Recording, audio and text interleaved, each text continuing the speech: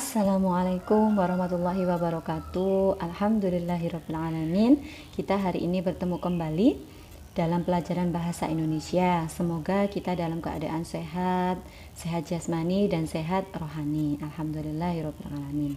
Oke, untuk pagi ini sebelum kita memulai pelajaran pada bab baru, kemarin kita sudah menuntaskan tentang bab laporan percobaan. Walaupun ada beberapa tugas yang belum saya terima, tetap saya tunggu nanti ya waktu kita kalau sudah bisa bertemu atau berjumpa secara langsung atau pada ujian ya, ujian mid semester ya, atau pokoknya nanti saya tunggu. Oke.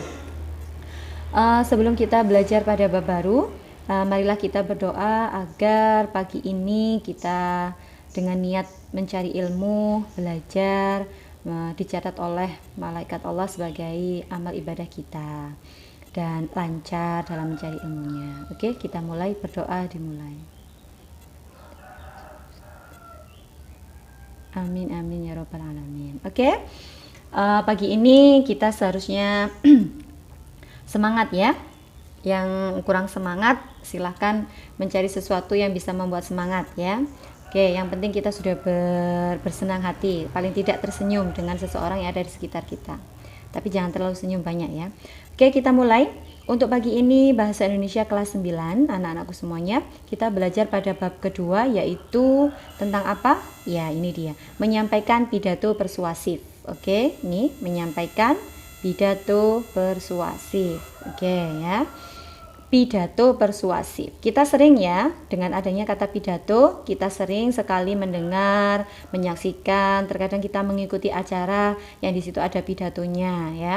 Oke, bisa juga pidato itu nanti bisa berhubungan dengan yang berbau agama, yang berbau kemerdekaan ya. Tentunya tahun kemarin kita mendengarkan pidato dari Bapak Kepala Sekolah, dari Bapak Ketua Yayasan tentang kemerdekaan Indonesia ya pada tanggal 17 Agustus ya, kemarin 2019 ya. Nah, pada saat ini kita masih ada wabah corona sehingga kita tidak bisa menyaksikan secara langsung atau mengikuti secara langsung sebuah upacara kemerdekaan negara Indonesia ya, negara kita ya, negara tercinta kita. Oke, nggak masalah, yang penting kita sama-sama berdoa untuk bisa keluar dari wabah ini ya, amin. Oke, berhubungan dengan lagi menyampaikan pidato persuasif. Pidato sendiri itu adalah pengungkapan pikiran dalam bentuk kata-kata yang ditujukan kepada orang banyak. Nah, orang banyak ya. Nah, di situ berarti apa? Mengungkapkan pikiran dalam bentuk kata-kata yang ditujukan kepada orang banyak. Nah, berarti di situ memang diberikan informasi itu kepada orang lain, yaitu orang lain yang banyak ya. Atau di situ disebut dengan halayak ramai. Oke, next. Adapun pembelajaran pada teks pidato ini nanti yang akan kita bahas nanti pada bab ini. Pada bab ini selama paling tidak 4 pertemuan atau 3 pertemuan, yaitu yang pertama adalah membangun pemahaman penyajian pidato persuasif, mengenal tujuan dan fungsi teks eksposisi. Berarti kita nanti masuk pada teks eksposisi. Kenapa? Dalam pidato persuasif kok ada teks eksposisi? Apa itu teks eksposisi? Lah, di sini sudah kita lalui bersama. Teks eksposisi itu ada pada kelas 8 ya, teks eksposisi ya, yaitu sebuah teks yang memaparkan, menjelaskan ya, menjelaskan sesuatu hal atau menjelaskan suatu tema.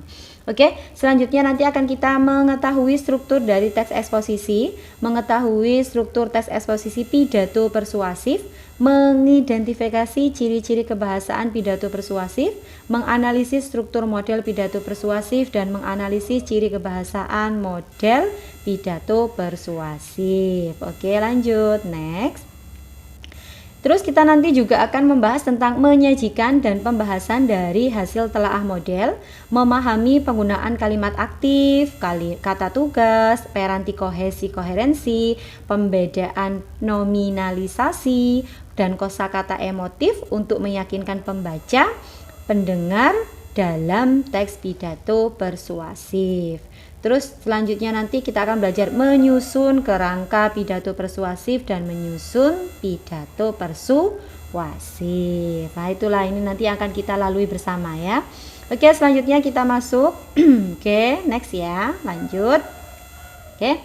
Pidato persuasif sendiri di sini itu, pidato sendiri adalah pengungkapan pikiran dalam bentuk kata-kata yang ditujukan kepada orang lain ya, kepada orang banyak ya.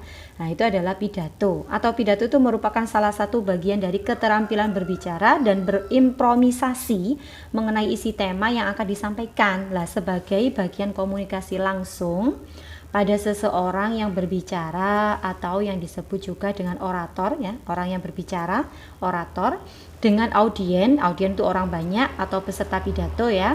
Jalinan komunikasi ini sangat ditentukan oleh vokal, intonasi dan ekspresi orator yang menarik.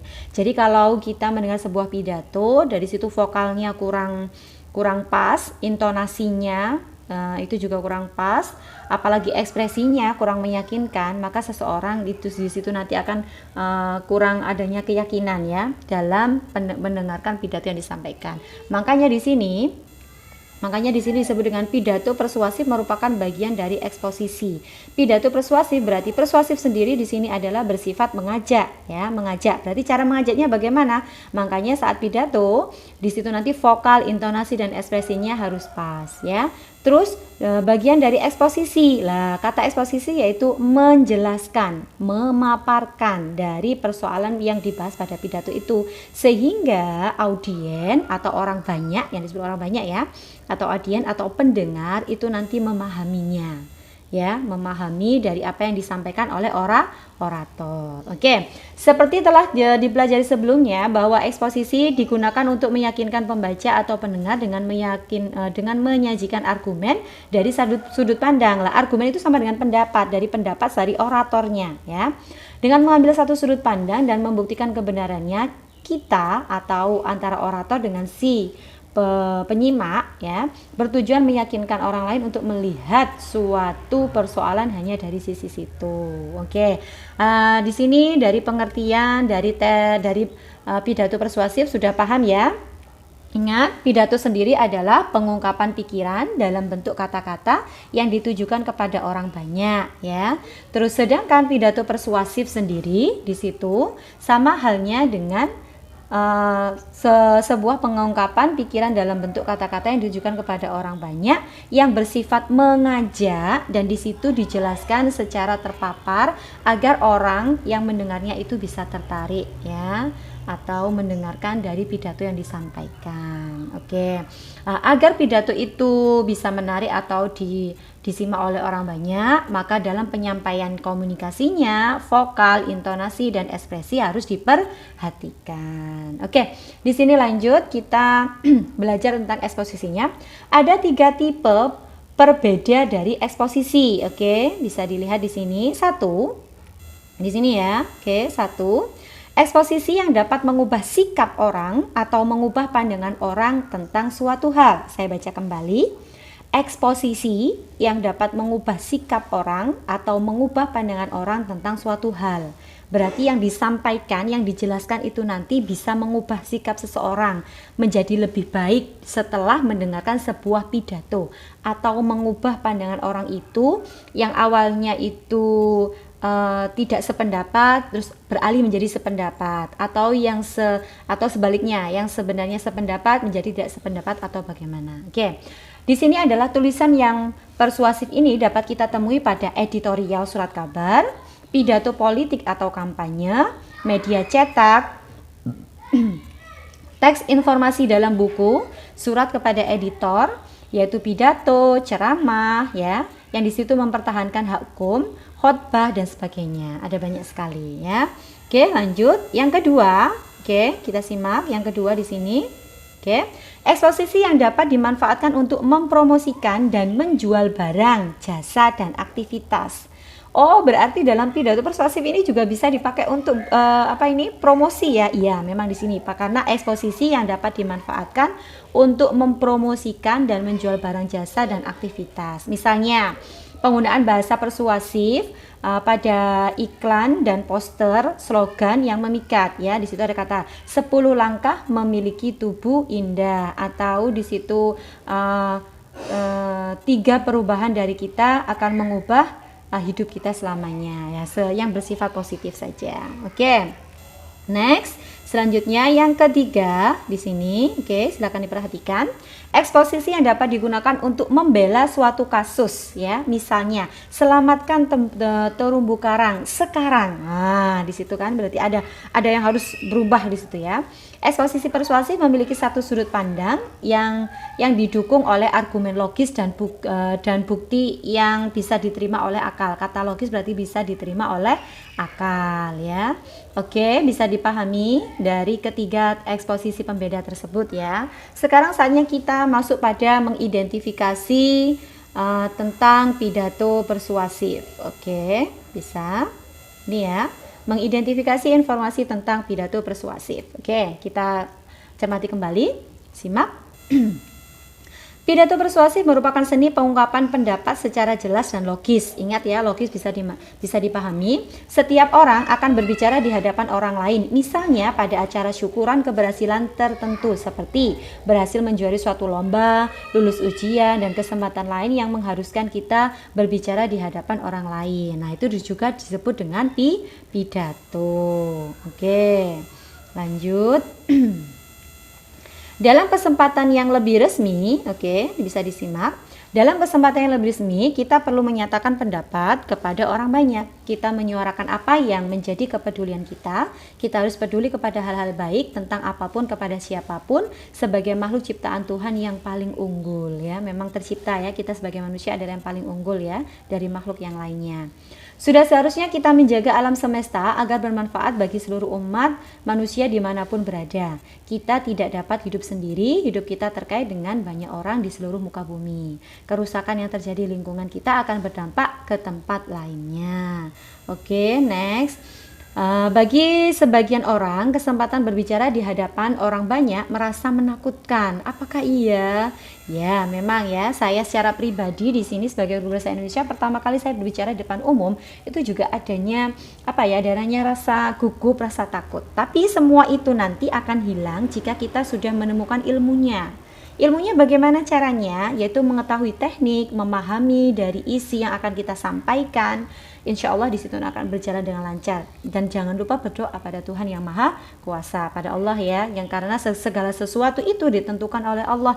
Berhasil atau tidaknya suatu yang kita inginkan, yang suatu kita upayakan, itu Allah yang menentukan. Kembali lagi ke situ ya. Ini masalah mental yang harus diatasi suatu saat, apakah di sekolah atau di tempat kerja, yang ada saat kita diminta berpidato, meski hanya singkat, situasi tidak resmi, dan di hadapan teman-teman sendiri. Tidak usah cemas apalagi takut. Langkah-langkah berikut akan membantu kalian merasa percaya diri, mulai dari proses penulisan hingga dapat berpidato dalam situasi dan kondisi apapun. Nah, sebelum menginjak kita pada struktur dari teks pidato di sini kita harus memahami dulu apa itu pengertian dari pidato, apa yang dimaksud dengan pidato dari pidato persuasif, dan jenis-jenis pidato. Oke, di sini ada beberapa jenis pidato. Nah, ada jenis pidato yaitu impromptu, ada jenis pidato manuskrip, ada jenis pidato memoriter, dan ada jenis pidato extemporer. Oke, sampai di sini pelajaran kita untuk memahami adanya pidato teks persuasif atau teks pidato persuasif. Mohon maaf ya. Semoga berjalan dengan lancar, ada manfaatnya apa yang saya sampaikan, terus bisa dipahami. Terus untuk pertemuan yang akan datang, kita akan menginjak tetap pada materi ini ya, pada materi ini karena kita akan lebih fokus pada tujuan dari pidato persuasif dan penulisannya. Oke, saya mohon maaf apabila ada salah kata dari saya undur diri. Jangan lupa berdoa. Saya akhiri. Wassalamualaikum warahmatullahi wabarakatuh.